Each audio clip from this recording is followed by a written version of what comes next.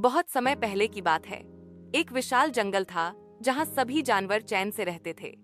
उस जंगल में दो शक्तिशाली शिकारी थे। एक था शेर, जिसे जंगल का राजा माना जाता था, और दूसरा था बाघ, जिसे उसका प्रतिद्वंद्वी कहा जाता था। शेर का नाम था सिंहराज और बाघ का नाम व्याघ्रसेन। दोनों ही ताकतवर थे, लेकिन उनके स्वभाव बहुत अलग थे। सिंहराज गर्वीला और शालीन था, जबकि व्याघ्रसेन तेज, चालाक और थोड़ी घमंडी प्रवृत्ति का था। मुलाकात और विवाद। एक दिन जंगल में शिकार को लेकर विवाद हो गया। एक हिरण को दोनों ने देखा और दोनों ने उसके पीछे दौड़ लगाई, लेकिन हिरण छलांग मारते हुए भाग गया और बच गया।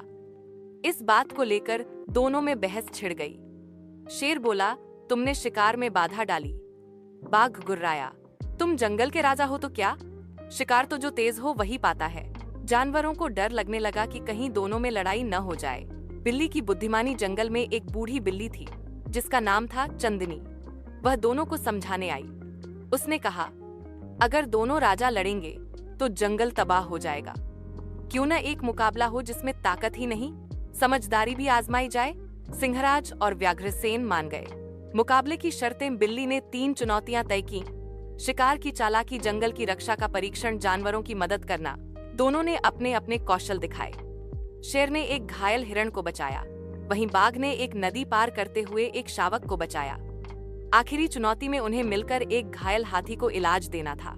समझ और एकता। उन्हें समझ आ गया कि लड़ाई से कुछ हासिल नहीं, बल्कि सहयोग से जंगल सुरक्षित रह सकता है।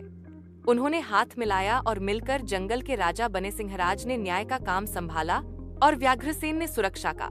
सीख। जब दो शक्तिशाली लोग आपस में लड़ने के बजाय साथ काम करते हैं तो परिणाम पूरे समाज के लिए बेहतर होता है। अगर तुम चाहो तो इस कहानी को मैं कविता में बदल सकता हूँ या इसमें कोई रहस्यमय मोड़ जोड़ सकता हूँ।